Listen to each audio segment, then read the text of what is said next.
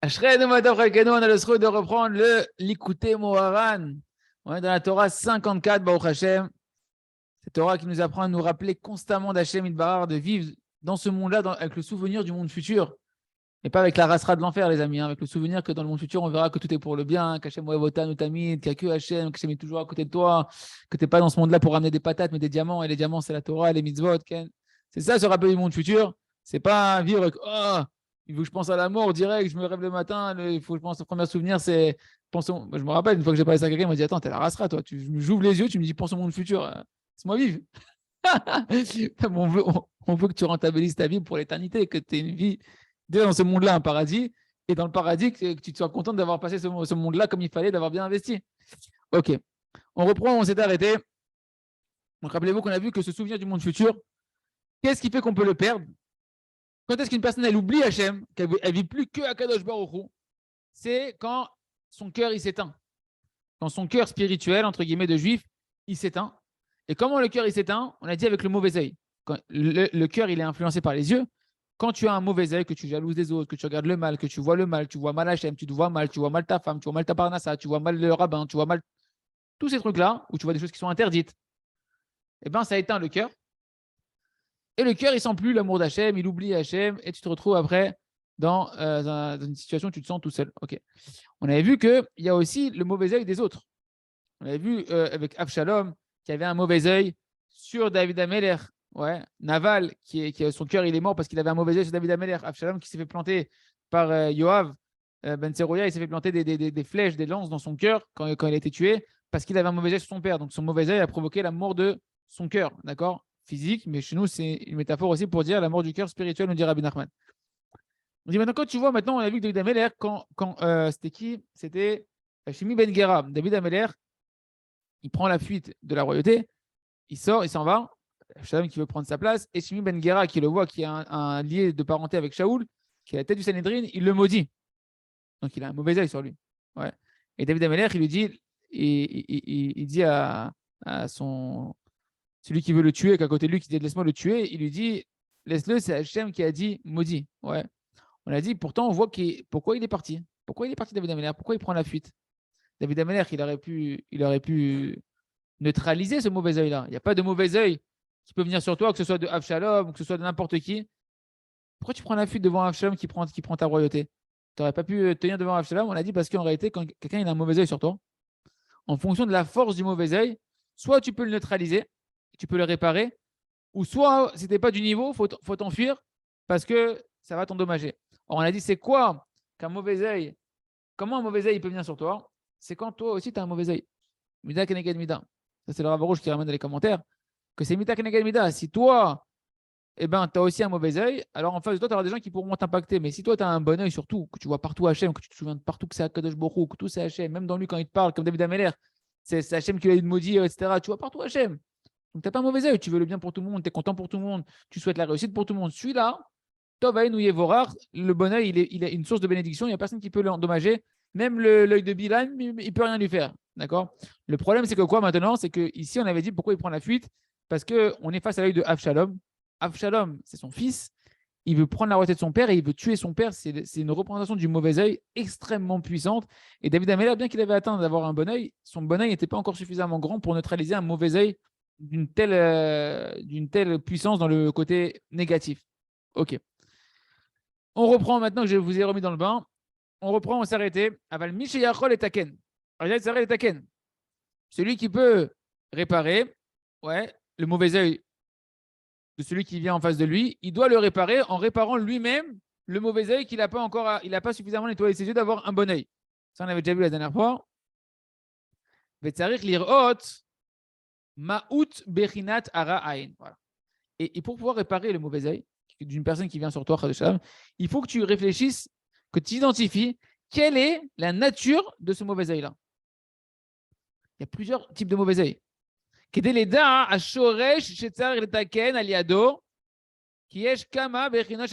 Pour savoir quelle est la racine de ce mauvais œil que je dois réparer, d'accord, pour le neutraliser, parce qu'il y a plusieurs sortes de mauvais œil. C'est quoi qu'il y a plusieurs sortes de mauvais œil? Une personne, elle peut te jalouser, soit pour ton argent, pour ta femme, pour tes enfants, pour ta maison, pour ton poste, pour ta responsabilité, pour le titre que tu as. Il y a plein de choses qui font qu'un homme il peut avoir un mauvais œil sur toi. Ouais. Ta réussite, ta beauté, j'en sais rien, il y a plein. Et Rabbeinu, il va me dire qu'il va me donner un conseil qui en réalité, ça englobe un petit peu tout. Comment réparer le mauvais œil. Identifier c'est quoi le mauvais œil. Et il va comme ça expliquer en fait une passage de la Gemara avec une histoire qu'on va voir sur Abba Shaul, extraordinaire, où Rabbi Nachman il va nous montrer dans la Gemara qu'en fait on parle de cette Torah-là, enfin tout le secret de cette Torah-là, il est lié à cette Gemara-là. Donc il dit si maintenant ton ami, ouais, la personne qui est en face de toi, elle veut te prendre ton poste, elle veut te prendre ta place, elle jalouse ta responsabilité ou ta royauté, entre guillemets, que tu as dans ta vie, et donc il veut prendre ta place, eh ben, il faut savoir, il dit le Rav Arush, à ce moment-là, tu as repéré que c'est un Yetzirara, c'est un mauvais œil de grandeur, ouais, qui touche à ta royauté, eh ben, tu dois savoir à qui appartient la royauté. La royauté, véritablement, elle appartient à Kadosh Baruch Hu. C'est Hachem qui gère le monde.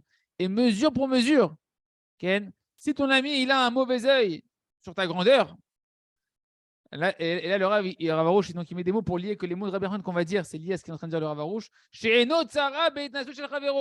Ça veut dire que toi aussi, tu as un mauvais œil sur la grandeur de ton ami. Réfléchis bien, il y a peut-être des personnes autour de toi que tu convoites leur place. Que ce soit au niveau du travail, que ce soit au niveau spirituel, un rabbin, un truc, etc. Peu importe. Non, Kinat Sofrim, très intéressant ce que je dis, parce que la jalousie positive dans l'étude de la Torah, c'est pas convoiter sa place. C'est pas genre je voudrais être à sa place, je veux lui prendre sa place. Non. C'est que quand je vais voir l'autre maintenant, qu'il arrive à s'élever, je suis en train d'étudier avec lui ou je le vois à côté de moi et je vois qu'il avance, eh ben ça me motive moi aussi à avancer. Mais pas je l'en veux. Genre j'ai la haine qu'il arrive mieux que moi, qu'il comprend mieux la Gemara que moi et tout. Pourquoi lui comprend, moi je comprends pas. Et si jamais tu rentres dans un mauvais esprit, c'est pas de la bonne jalousie. Par contre, si quand tu le vois, tu dis s'il arrive, moi aussi je peux y arriver. Et ça me motive, ça montre que c'est faisable, etc. Ça, c'est de la bonne motivation qu'on appelle la kinat sofrim, la jalousie de l'étude qui est positive. D'accord.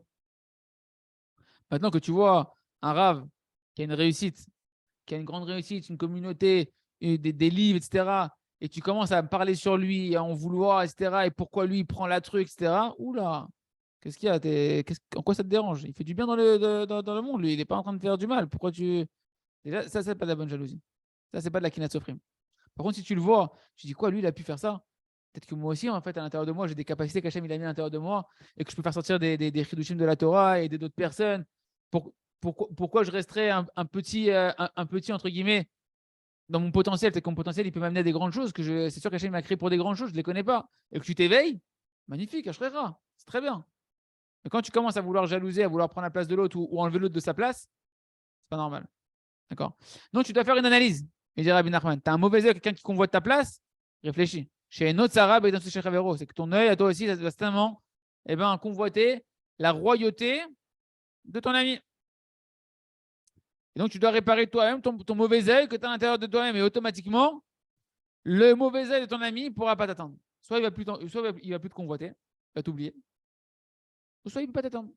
Bilam, il a essayé de nous attendre. Il ne pouvait pas nous attendre. Pourtant, c'était l'œil numéro 1 du mal. Il n'avait qu'un œil, il était mauvais. Hachem, c'est marqué, il n'a qu'un œil. Entre guillemets, il n'a qu'un œil de miséricorde. Ouais. Et Bilam, il avait qu'un œil, c'était accusé, voir le mal, etc. Mais il ne pouvait pas nous attendre. Parce qu'à ce moment-là, on était sous le signe de la bracha, sous le signe du contentement d'être heureux de sa part. Et quand tu es comme ça, il n'y a rien qui peut te toucher. C'est pour ça que Ben Porat Yosef, Ben Porat Aleaïn. Ben Porat Yosef, la bracha qu'on a fait à Yosef, Ben Porat Aleaïn, qui est au-dessus de l'œil. Comment il s'est fait au-dessus de l'œil? Ces enfants, ils ont été bénis par la bracha de Veidgou Larov. On bénit nos enfants avec la bracha de Yosef Hatzadik, de ces enfants qui soient Veidgou Larov, qui se multiplient comme des poissons. Parce que les poissons, pourquoi on dit qu'ils se multiplient autant les poissons? Il y a la bracha de fou sur les poissons. Les poissons, un poisson, il sort de 100 000 poissons dans une poche d'œuf. Comment c'est possible un truc pareil? Ouais. C'est parce qu'il n'y a pas d'œil sur eux. Ils sont cachés. Ils sont cachés des yeux. Donc il y a la bracha, il y a le mauvais œil, il ne peut pas les toucher. Mais en réalité, le vrai secret, c'est que Yosef Hatzadik, il a préservé ses yeux. Comment ça, c'est qu'il a préservé ses yeux et qu'il convoitait personne et qu'il était heureux de sa part, même en prison, il était heureux de sa part, etc. Et bien, Yosef Hatzadik, aucun mauvais œil, il peut tomber sur lui. D'accord. Et donc, ouais. C'est pour ça que je disais, ils ont un qui mettent le tarama. Donc maintenant, comment on fait? On sait qu'il y a un principe dans la Kedusha, que quand on veut réparer quelque chose, quand on veut arranger quelque chose, il faut réparer le problème à la racine. Hein, et ça, c'est vrai dans toute chose. Même dans la médecine, il faut chercher une solution radicale. Radicale, ce qui veut dire à la racine du problème. Et là, il me dit Rabbi Nachman, il faut aller annuler ce mauvais œil à la racine de la notion de la grandeur, c'est-à-dire à la racine de la notion de la royauté. Qu'en réalité, la racine de la royauté, c'est quoi? C'est la même dimension que le Mashiach, que le Mashiach, c'est la racine de la qualité de la royauté. On va expliquer pourquoi. Comme c'est marqué dans Shmuel Aleph, chapitre 2, Veiten Oz les Malko, Veyarem Keren Meshicho. C'est marqué, et il donnera la puissance à son roi. Le roi, ici, en fait, c'est la qualité de la royauté. Qui c'est qui confère la puissance à la qualité de la royauté? Qu'est-ce qui va donner à la royauté toute sa puissance? On parle de la royauté, bien sûr, c'est la royauté d'Hachem, parce qu'Hachem a créé ce monde pour qu'on l'appelle Melech, pour que par notre libre arbitre, on le redécouvre et qu'on nous donne la couronne à Kadosh Baruch Hu. Qu'est-ce qui va donner la force? Veiten Oz les Malko à la qualité de la royauté de Kadosh Baruch Hu, Vayarem Kiren Meshicho, c'est justement par la puissance de quand Hachem il va faire grandir la lumière du Mashiach, donc de l'ascendance de David, d'Amelech. Et cette lumière du Mashiach, la lumière de Mashiach, elle fait, on va comprendre que Mashiach, il est là pour justement apprendre à tout le monde à redonner la royauté à Kadosh Baruch Hu. Mashiach, il ne prend pas la couronne pour lui.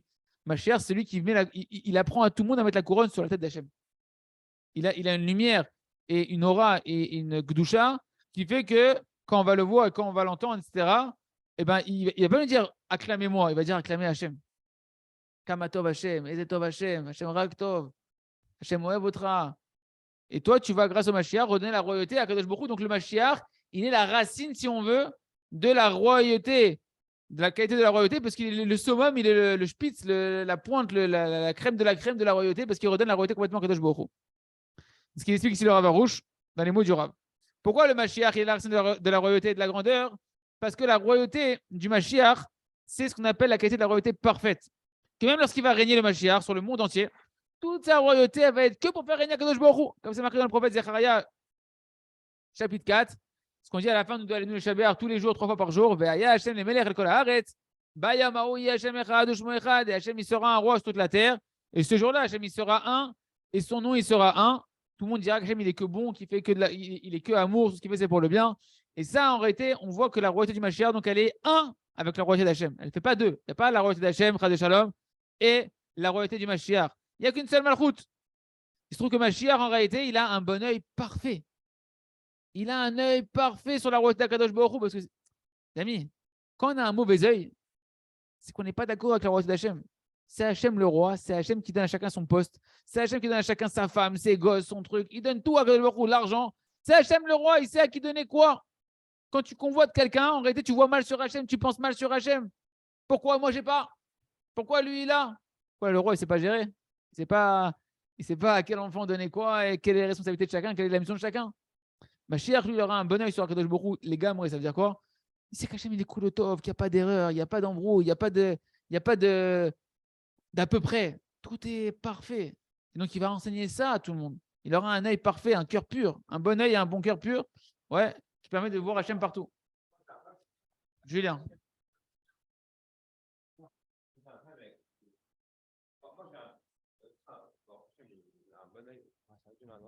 Et des fois, on ne sait pas si c'est Hachem qui a choisi ou si c'est nous qui avons choisi. C'est nous qui avons choisi. Alors, des fois, on va avoir un mauvais œil par rapport à ce qu'on a fait. Alors, on va pas dire Hachem, il est cool au top, mais moi, j'ai fait une erreur. Je ne sais pas si c'est vraiment Hachem qui a choisi tout. Très bonne question. Parce que Julien, il a des super questions. En fait, vous connaissez déjà les réponses, c'est pour ça, parce qu'ils connaissent déjà les réponses. Deux choses. Si Hachem, il est cool au tov, si Hachem, il est cool au tov, qu'il est rak tov à Kadosh Baruch Hu, eh ben, il en découle que vu que moi, tous les matins, je dis Elokai Neshama Shantatabi, la Neshama que tu m'as donnée, Hachem, Tehora, elle est pure. Comment Neshama, elle est pure? Parce que Atanefarta, Abi, c'est toi qui l'as insufflé en moi, ma Neshama. L'essence de mon être, c'est pas mon corps. On est d'accord que c'est pas le corps, toi. Le corps, il s'arrête à un moment donné. C'est une machine, le corps, c'est un véhicule. Toi, tu es la Neshama. Cette Neshama, à sa racine, c'est une part d'Hachem, Mamash. Hachem, il l'a insufflé. C'est quoi qu'il a insufflé, le Zohar dit? De lui-même, il a insufflé en toi. Donc, en toi, il y a une part d'Hachem qui est connectée encore au souffle d'Akadosh Baruch Hu. Tout ce que tu respires, c'est en réalité ce souffle divin qui est à l'intérieur de toi qui fait que toi, tu peux exister. Donc, si Hachem, il est Kulotov, toi aussi, tu es Kulotov. Dans ta dimension intrinsèque, tu es Kulotov, c'est-à-dire qu'en réalité, profondément, tu veux faire le bien. Après que le Yetzer Hara, il s'est interposé et qu'il t'a complètement occulté cette volonté positive qui est la conscience humaine, qu'à la base, un homme, il a une conscience qui est bonne, mais après, avec les événements de la vie et tout ce qui se passe, eh ben, il part dans n'importe quoi, Chas v'Shalom. Mais chacun à l'intérieur de nous, on est Raktov, Pnimiout, Baratzon, dans la volonté, on veut faire que le bien. Après que la vie, elle t'a esquinté, parce que le Yetzer il t'a arnaqué, c'est autre chose. Ça, c'est une première chose, d'accord? Donc, au final, toi, au fond de toi, il faut avoir conscience qu'Hachem, il veut que tu fasses que le bien. Et Hachem, il sait ça. C'est pour ça qu'il croit en toi, qu'il te laisse des chances, qu'il est patient, Hachem, et qu'il essaie de te réveiller, qu'il t'envoie des talikim, etc. C'est pour t'apprendre à te connaître, que tu es relié à Kadosh Baruch Hu, que tu es cool au top. Première chose. Donc, tu dois avoir un bon œil sur toi par rapport à ça. C'est vrai que j'ai fait du mal, que par moi, il y a du mal qui est passé, etc. etc. Alors, ce n'est pas ma volonté profonde. Je n'ai pas envie de ça. C'est le Yetzer Hara qui m'a arnaqué, qui m'a bien dupé, qui m'a bien roulé dans la farine, mais ce n'est pas moi profondément. Si c'est la volonté de Kadosh Baruch Hu. Pourquoi c'est la volonté de Kadosh Baruch Hu? C'est la volonté de Kadosh Baruch Hu parce qu'Hachem, il veut que tu puisses te planter, il veut qu'il puisse avoir un libre arbitre, il veut qu'un homme il puisse faire ses propres expériences pour faire tout le parcours de sa vie, de découvrir qui il est vraiment, qui est Hachem, etc., etc., pour donner du mérite. Autre chose, vu que c'est la volonté de Kadosh Baruch Hu, et c'est ça qu'on apprend que le Rav Arush nous apprend dans le Da'at de Rabbeinu, mais c'est tel que le Rav Arush il apprend, on a un klal chez nous, à Chut Shel Chesed, c'est que sur le passé, il y a Shrak Hachem. J'ai un seul libre arbitre et une seule vision que je dois avoir sur le passé, c'est que tout ce qui s'est passé, le bien et le mal, car Hachem Ratza. Comme ça, Hachem il a voulu, et donc si Hachem il a voulu, c'est cette Torah-là. Si Hachem il a voulu, c'est qu'il a habillé dans cette pensée, dans cette parole, cette action, qu'elle était bonne ou mauvaise, une allusion pour me rapprocher de lui. Et donc en réalité, je peux avoir un bon œil, même sur ce qui s'est passé de mal à travers moi, parce que là-bas, Hachem, il m'a envoyé une allusion. Aujourd'hui, il fallait que j'ai un échec pour apprendre à me relever de cet échec-là et apprendre plein de choses qu'Hachem m'a caché dans cet échec-là. Et donc, c'est positif. Et donc, je dois chercher le regard positif, même sur ce qui paraît de négatif qui est passé à travers moi. Et tu vas me dire, attends, mais c'est Hachem qui veut, c'est moi qui veux. Ça, c'est l'embrouille du libre arbitre et de l'omniprésence d'Akadosh Baruch Hu, qui a rien dans Akadosh Baruch Hu. C'est une question qui est insoluble dans l'esprit humain, tant qu'on n'est pas à l'époque de Mashiach, qui va nous faire sortir des limites du temps et de l'espace qui font que nous, on ne peut pas concevoir qu'il n'y a rien dans Akadosh Baruch Hu et qu'on a un libre arbitre. Nous, on repose ça sur la Emouna. C'est pour ça qu'on ne met pas les deux en même temps. D'accord? Quand je travaille ma volonté de changer, je me mets moi en avant, je veux changer, je veux faire des bonnes décisions, des bonnes résolutions, etc. Et je demande l'aide d'Akadosh Baruch Hu. Mais sur le passé, je vais voir une réalité qui est vraie, que mon esprit ne peut pas concilier avec mon libre arbitre, qu'il n'y a rien dans le Akadosh Baruch Hu. Que c'est Hachem qui a tout fait. Comme ça, Hachem il a voulu, et ce qu'Hachem veut, c'est pour le bien. Et donc, je vais tirer une conclusion positive qu'Hachem il a cachée dans cet événement-là. Ouais, stop. On arrête là, Julien. Je ferme la parenthèse. Le Rambam, il en parle, et le Rambam, il dit que c'est insoluble dans l'esprit d'un être humain, et qu'on ne peut pas, même si on veut, impossible pour un esprit humain de concevoir et l'omniprésence d'Akadosh Baruch Hu, et le fait qu'il y a un ami Hachem, et le libre arbitre. C'est pour ça qu'on apprend à regarder l'un ou l'autre, pas les deux en même temps. Mais les deux sont vrais. Et la force qu'on est en train d'apprendre, nous, c'est qu'apprendre à utiliser les deux dans la meilleure manière possible. D'accord? Il a fait. Donc maintenant, celui qui veut annuler le mauvais œil de la grandeur, que l'autre il convoite ta grandeur, eh ben, tu dois réveiller en toi et chercher en toi la notion de Mashiach. Chercher. Faire scintiller la dimension du Mashiach qui est à l'intérieur de toi-même. Que le Mashiach, on va comprendre c'est quoi la notion de Mashiach. Là, on a dit qu'on doit toujours se rappeler du monde futur. Le monde futur, c'est quoi? C'est l'époque du Mashiach. C'est l'époque où Mashiach il va faire un travail que tes yeux ne vont plus voir la même chose. Tes yeux ils vont voir Hachem partout, qu'Hachem il est Kulotov, etc. Donc tu dois chercher, il nous dit Rabbeinu, quand tu vois un mauvais œil qui est sur toi, réveiller la notion de la royauté à sa racine, qui est la notion du Mashiach. C'est-à-dire quoi? De savoir qui t'a donné ta royauté à toi. Hein? Qui a donné la royauté à ton ami? Qui a donné cette réussite à toi et à ton ami, etc. Et comme ça, tu vas pouvoir soumettre toute ce qu'Hachem t'a octroyé comme royauté, que ce soit ta femme, tes enfants, ton poste, ton rang, ce que tu veux, ce que tu es. Ouais, c'est Hachem qui me l'a donné. Et je rends la royauté à Hachem. C'est ça, ma chère. David Amelech, Melech Israël, c'est quoi le roi d'Israël? C'est pas celui qui a la couronne sur la tête, c'est celui qui nous rappelle que la couronne est sur la tête d'Hachem. Ouais. Et donc, quand tu fais ce travail-là de te rappeler que tout c'est Hachem, et que ce qui est réussi ton ami c'est Hachem, ce que moi j'ai réussi c'est Hachem, etc. Et que tu ne veux plus utiliser ta royauté pour te faire ta réussite, pour te mettre une couronne sur ta propre tête. Je suis un super chanteur, je suis un super dentiste, je suis un super orateur. Non, Hachem il m'a donné cette qualité-là pour la mettre à contribution du monde qu'il a mis à Kadosh Baruch Hu, pour faire régner à Kadosh Baruch Hu.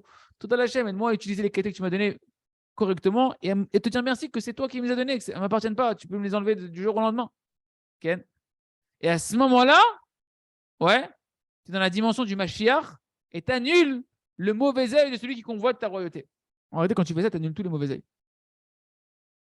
Toi-même, tu jalouses plus rien chez l'autre. Tu peux faire ça avec tout, avec tous les défauts de jalousie dans tous les domaines. Tu n'as plus de jalousie. Tu es sa mère, Bechel Kera. Bien sûr, ce n'est pas évident. C'est ça l'aide des doutes. Mais c'est pour ça qu'une personne qui n'a pas eu de des doutes, une personne qui n'a pas eu de des doutes, qui n'a pas un Zman où il remercie Hachem sur toutes ses réussites, qui remercie Hachem aussi sur les échecs, parce que les échecs, ils viennent lui rappeler qu'il n'est pas, si au top du top, et que en fait, c'est si Hachem il veut, il t'aide, s'il ne t'aide pas, tu ne réussis pas. Sans l'aide c'est très difficile. Et donc le Mashiach et David Ameler, il est de la dimension des beaux yeux. Le contraire du mauvais œil, c'est avoir Aïn Tova, avoir un bon œil, comme a dit la méchante de Pirkei Avot, d'avoir un bon œil. Ouais. Que c'est l'opposé, l'antithèse du mauvais œil. Beprinat, ce qu'il a dit, ce qui est marqué dans Shmuel Aleph, à propos de David Ameler, quand Shmuel l'a vu, David, Yefe Enaim Vetov Roi, il a des beaux yeux et un beau regard. Il avait des yeux magnifiques, David, bleu, vert, je ne sais pas, mais très, très. Mais en réalité, ce n'était pas que les couleurs de ses yeux qui étaient belles.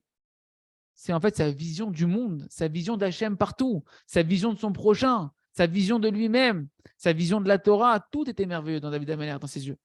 Et c'est ça qu'on doit travailler, c'est que le Mashiach, il doit nous apprendre, c'est avoir un bon regard. Et ça commence, Rabbi Nachman nous dit, avoir un bon regard sur nous-mêmes. Avoir Hachem qui est en toi-même, un bon regard sur Hachem, un bon regard sur ta femme, un bon regard sur tes amis, etc. etc. Et comment? En voyant Hachem partout. En voyant la divinité qui est partout. En voyant les allusions d'Hachem qui sont partout, qui sont que positifs. Ça, c'est dit à propos de David, que David, il est lui-même le représentant du Mashiach, puisque son descendant, le Mashiach, il aura la Neshama de David, et le Mashiach est un descendant de David. Donc en réalité, toute volonté qu'il y a dans nous, dans l'homme, de vouloir régner, c'est parce que tu penses que tu es mieux. Tu penses que tu es mieux que le roi, tu penses que tu es mieux que le tzaddik, que toi-même tu dois être un roi, tu dois être un tzaddik, etc. Tu es mieux que l'autre. Je suis digne de régner, je suis digne d'être une star. Pourquoi je ne serais pas une star? Hein? Pourquoi je ne serais pas une star? Et donc en réalité, cette volonté personnelle de vouloir régner, c'est juste un Yetzer Hara que le mauvais penchant lui rend d'orgueil, de vouloir s'élever, Ken, et qui vont entraîner dans l'homme un mauvais œil. On voit ça beaucoup chez les gens qui ont de la réussite, justement, combien ils sont tous les uns envieux des autres en réalité. Tout en train de se comparer avec les autres et convoiter l'autre. L'autre, il a fait ça, je dois faire ça moi aussi, je dois faire mieux, etc. Ouais. Et ça, c'est le contraire, c'est l'opposé, les gamrés de la royauté du Mashiach, qu'elle provient complètement de l'humilité totale, de l'annulation totale devant Akadosh Baruch Hu. Que c'est ça l'essentiel de la notion du Mashiach dont on est en train de parler ici, qui dirait que ça neutralise le mauvais œil. C'est la notion du bon œil, d'avoir un bon œil, que tu vois que le bien partout, tu vois le bien dans chacun, tu vois Hachem partout et tu vois la bonté de Baruch Hu partout. Et grâce à ça, comme il dit Rabbi Nachman, la Torah reste bête, la fameuse Torah qui nous apprend à chercher, à vouloir et à trouver en nous et dans tous les autres, même dans les Rechaïm, le bien, qu'est-ce qu'on fait? Il dit Rabbi Nachman, tu ramènes les gens Bitchouva. Mashiach, il va nous faire revenir Bitchouva avec la Torah reste bête. Mashiach, c'est celui que quand tu vas venir devant lui, et ça tu le trouves chez les tzadikim dans la génération déjà. Tu as des tzadikim, quand tu vas devant lui, tu vois qu'il voit que du bien en toi. Comment il fait la roi HaKodesh, il ne voit pas le mal? Toi, tu es là, tu trembles devant lui, tu dis purée, il doit avoir des trucs machin sur l'intérieur de moi, et lui, il te fait un sourire, il te prend dans les bras. Parce qu'il ne focalise pas sur le mal.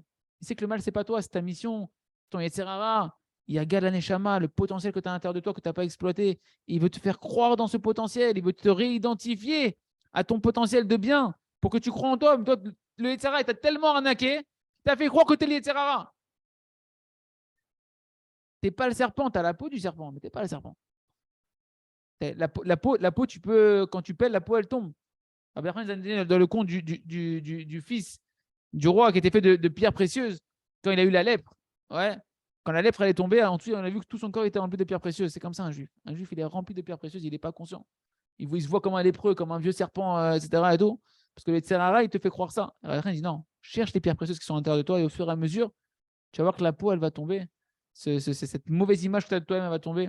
Donc la mauvaise image que tu as des autres aussi, elle va tomber. Et tu vas voir que toi et chaque juif, il est rempli de pierres précieuses.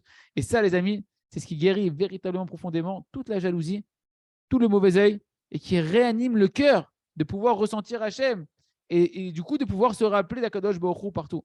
Et du fait que Mashiach, il sait que tout le monde, comment Mashiach, c'est celui qui sent que tout le monde est mieux que lui. Moshe Rabbeinu, il ne veut pas délivrer l'homme Israël. Qu'est-ce que tu veux? T'as pas, trouve mieux que moi. Tout le monde est mieux que moi pour aller sauver l'homme Israël. T'as trouvé que moi, Moshe Rabbeinu, pour aller sauver l'homme Israël. Comme ça, pendant 7 jours, il a dit à Kadosh Baruch Hu, Moshe Rabbeinu. Comme ça, le Mashiach, il est. Moshe, c'est Mashiach aussi, comme Ken. David Améler, voilà, Avshalom, il vient, il veut prendre sa royauté. Qu'est-ce qu'il a dit à Hachem? Il met la couronne sur le trône. Il dit à Hachem, mais Tziout, la réalité, tu veux que je parte du trône? Tu es en train de mettre quelqu'un mon propre fils qui veut me prendre la couronne. Si la couronne ne me revient pas, Hachem, tu ne veux pas me la donner? Enbaya, je te la rends. Donne-la à Avshalom. Il est pris de Mashiach. Mais le Mashiach, il aura la Neshama de Moshe, la Neshama de David Améler à l'intérieur de lui. Il aura véritablement la chifloute, la bassesse d'esprit positive où il ne veut pas régner. C'est Hachem qui le fait régner. Combien de fois le Rav Arush nous a dit, vous croyez que c'est moi qui ouvre cette yeshiva? Vous croyez que j'avais une volonté d'ouvrir cette yeshiva les gens disent, ouais, t'as vu le Rav Arush, tout ce qu'il fait autour de lui. Il leur a dit, vous croyez que j'ai voulu? On m'a imposé, c'est pas moi. On m'a forcé à ouvrir une yeshiva. Et les choses, elles se sont passées malgré moi. Et on m'a mis sur ce poste-là malgré moi. Qu'est-ce que je fasse? C'est ma shlichut, c'est ma mission, je suis là. Hachem, s'il ne veut pas, il me prend, il me met ailleurs. Vas-y, vas-y à Tzadikim. Vas-y à Mashiach, il aura ça Beshlemut de Mashiach. Et Hachem, il barre, malgré lui qui ne veut pas régner, il le fait lever. Et plus il ne veut pas régner, et plus Hachem, il fait régner malgré lui. Parce que c'est ça la qualité du vrai dirigeant du Ham Israël, celui qui ne veut pas. Mais quand après il est en poste, il doit faire ce qu'il a à faire. Il ne peut pas se jouer la face. C'est une fois qu'Hachem, il te met sur le trône, tu as des responsabilités, tu dois les faire. Donc après, tu dis, ah, t'as vu? Et il prend le trône, il prend la couronne. Mais il ne prend pas la couronne. On lui a mis la couronne, on lui impose la couronne, il ne la veut pas. À un moment donné, quand elle est sur la tête, il est obligé maintenant de prendre les responsabilités et de gérer ce qu'il y a à gérer. Et c'est pourquoi la royauté du Mashiach, il n'y aura personne qui va la jalouser. Il n'y aura personne qui va la convoiter. Parce qu'elle jaillira complètement d'un œil parfait qu'il aura sur Hachem et de Hachem qui est partout. Et donc, il va incarner, il va dévoiler la royauté de Baruch Hu partout. Parce que sa malchoute, la royauté qu'il aura Mashiach, c'est que pour le kavod d'Hachem. Et il va faire régner Hachem sur le monde entier parce qu'il va nous rappeler qu'Hachem il est Raktov, qu'Hachem il t'aime, Hachem il fait que tout pour une personne qui sait qu'Hachem il l'aime et qui fait tout que pour son bien et qu'Hachem il le voit que bien. Mais qui ne voudrait pas avoir un roi sur lui comme ça? Qui ne voudrait pas avoir un Dieu sur lui comme ça? Un père bienveillant sur lui comme ça, qui veut donner que le maximum de bien et encore plus de bien, ce qui nous apprend le Rav Arush, qui nous casse la tête avec ça. Rav Arush, il ne dit pas je suis super bien, embrasse-moi la main. Il dit quoi? Hachem il est tov, il est Raktov, rien qui t'aime. Il te met la route d'Hachem sur toi. Et c'est ça ce que les tzadikim il t'apprend, ce que Rabbi Nachman t'apprend que Mashiach, Rabbeinu, il a dit entre moi et Mashiach, il n'y a pas de différence. Il t'apprend comme Mashiach, Rabbeinu Kadosh. Tu dois aller voir Hachem partout. Hachem, il t'aime. Hachem, rak Hachem, rak Hachem. Les gens, ils oublient Hachem. Ils disent rak autre chose, ils oublient Akadosh Baruch Hu. Yesh rak Hachem. Yesh rak Hachem baolam. Hachem ou rak tov. Oh, il a fait, tu sais, bon, Hachem, hier on a fait Sioum Masechet Moed Katan. Dans Masechet Moed Katan, à la fin, on parle beaucoup de Havelut, de Dieu nous en préserve, du deuil, etc. Et là-bas, on aborde un sujet qui est établi dans la halakha, qu'il y a un zman pour pleurer un proche, même que Dieu nous en préserve, un proche très proche, sur lequel on doit s'endeuiller véritablement. Eh bien, il y a un zman. La Torah, elle t'a donné 3 jours pour pleurer. Et ne crois pas qu'à 2 secondes, laisse-moi finir. Elle t'a pas donné 3 jours où c'est une mitzvah d'être triste. C'est juste que par nature humaine, que tu as côtoyé une personne, que tu t'es attaché à une personne, que la personne, elle s'en va, eh bien, naturellement, on peut comprendre que tu pleures. Parce que même déjà vivant, quand quelqu'un il se sépare de toi, des fois, tu peux en arriver à pleurer. Autre raison, par kavod pour le mort. Le mort, il part, et toi, tu es indifférent. C'est pas kavod. Donc, tu as 3 jours où c'est une mitzvah de pleurer, non pas par tristesse, mais par kavod pour le mort, etc. Et Mouna Shamayim, il m'a fait un cadeau. Dans les commentaires de la Mitzvah, il ramenait le Ibn Ezra. Sefer Dvarim, chapitre 14, verset 1. Donc, Dvarim, c'est. Allez, comment c'est beau parce que Dvarim, c'est les choses. Ouais. Nous, Rabbi dit, c'est laquelle Sechel Shesh Bechol Davar. Pour voir l'intelligence divine qu'il y a dans chaque chose. Dvarim, c'est les choses. Bechol Dvarim, Dvarim, c'est faire Dvarim. Tistakel Beyad, Yad, c'est le chapitre 14, la main d'Hachem. Pourquoi? Parce que c'est le verset 1. 1, c'est qui est 1? C'est Hachem. Hachem, il est que Tov, il est que amour. Et qu'est-ce qu'il dit là-bas, le Ibn Ezra, dans ce verset-là? Bani Matam Hachem Lokechem. Vous êtes les enfants d'Akadosh Baruch Hu. Il dit C'est quoi les enfants d'Akadosh Baruch Hu? Là-bas, on parle de ne pas faire des folies quand quelqu'un il meurt, etc. Il faut rester serein dans l'esprit, etc. Ne pas trop s'attrister. Et il dit comme ça, il dit, pourquoi tu ne dois pas trop t'attrister, même quand quelqu'un il part, etc. Parce que comprends que tu es les enfants d'Hachem. Le verset dit, Bani Matem Hachem Lokechem. Vous êtes les enfants d'Hachem. Il dit, c'est quoi que tu es l'enfant d'Hachem? Hachem, il t'aime plus qu'un père de chair et de sang. Et tout ce qu'il fait à Kadosh Baruch Hu, c'est que pour ton bien. Il faudra que je lise dans les mots, c'est les mots du Ibn Ezra. Tout ce qu'il fait à Kadosh Baruch Hu, c'est pour ton bien. Et même si tu ne le comprends pas, parce que tu vis une tragédie, la personne a perdu quelqu'un de proche, etc., Dieu nous en préserve. Même si tu ne comprends pas, tu dois être comme un petit enfant qui fait confiance à son père. Que quand il ne comprend pas son père, il sait que son père, il aime et il accepte les décisions de son père. Pareil, tu dois faire quand quelqu'un, il est parti et que tu ne comprends pas. Repose-toi sur l'amour d'Hachem qui t'aime bien plus qu'un père, comme un petit enfant qui se repose sur les épaules de son papa. Donc, effectivement, on est des humains, mais notre émouna nous permet de travailler cette dimension-là.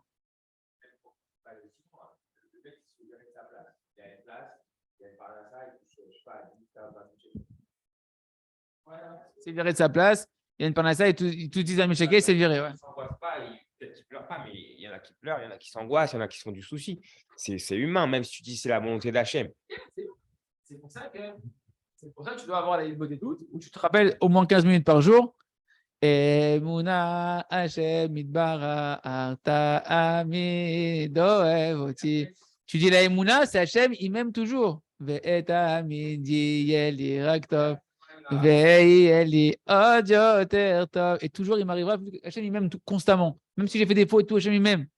Donc, il m'arrivera que du bien, encore plus de bien. À moi de retourner dans le lien avec Hachem. À moi de comprendre pourquoi Hachem m'a enlevé d'ici et savoir que si je comprends bien ce qu'il veut Hachem de moi, il m'attend encore du meilleur. Après, j'arrive au Kollel. Le cool, elle. Hachem, il est cool. Je dois être au rayon, Bergman maintenant. Ok, on va terminer là avec Hachem. Chez Hachem ou Ameler. Et donc, lui, il va nous faire prendre conscience de Mashiach que Hachem, c'est lui le seul roi, parce que Mashiach, c'est pas lui le roi. Il y a une petite note du Rav Arouche, on l'a fini pour finir le sujet, et on s'arrête là pour le on rentre dans le Big de Malchut en bas. Rabbi Nathan écoutait à la Chot, dans Ilchot Reshit Hagez, à la Chabet, il dit là-bas, pourquoi Rabbeinu il a pris précisément ce sujet du mauvais œil de la grandeur? On a dit, il y a plein de mauvais œils. Il y a la parnassa, les trucs. Pourquoi la grandeur? Parce que, en réalité, je vais agrandir encore un peu. Voilà. Il explique que le Aïnara, le Inyan du mauvais œil, par lequel va être endommagé le souvenir que tout vient d'Akadosh Baruch Hu, etc., que Hachem c'est le roi sur toute la terre, et qu'un homme, au fait, il oublie Hachem, parce qu'on a dit que le mauvais œil, il amène à la mort du cœur, et que le cœur, une fois qu'il est éteint, tu oublies Hachem, que tout vient d'Hachem, tu oublies le souvenir du monde futur. Ouais. L'essentiel de sa réparation, de ce mauvais œil-là, c'est quand tu vas réparer la royauté d'Akadosh Baruch Hu, la conscience de la royauté d'Akadosh Baruch Hu. C'est pour ça que Rabbi Nachman il a pris cet exemple-là. Parce que la grandeur t'amène à réparer à la racine la royauté d'Akadosh Baruch Hu. De savoir que, d'avoir conscience que tout c'est Hachem, que Hachem c'est le roi, qu'il n'y a rien hormis lui, etc. Et ça, c'est la dimension de dévoiler la royauté, la grandeur de la royauté dans la Kedusha. Parce que dès qu'on a conscience de la divinité d'Akadosh Baruch Hu, Kaviachol, qui est habillée dans toutes les choses de ce monde-là, comme on a appris dans cette Torah-là, de voir dans chaque chose des allusions d'Akadosh Baruch Hu, que c'est Hachem qui vitalise tout, que tout c'est Hachem, etc.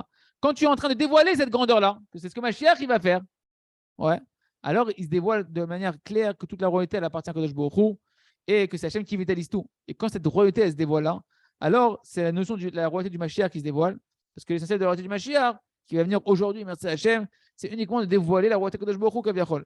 Et à ce moment-là, la terre entière et toi-même, tu te remplis de la conscience d'Hachem.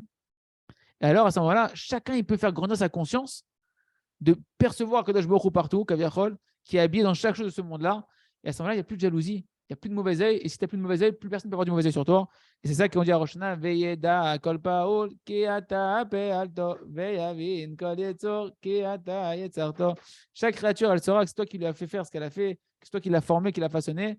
Veyomar kol Hashem shema ve'apo. Et tout celui qui a une âme divine qui est insufflée à l'intérieur de lui-même, il dira, Veyomar kol Hashem shema ve'apo, Hashem Melech ou Malchuto bakol mashala. Hachem, c'est lui le roi et sa royauté, elle est partout.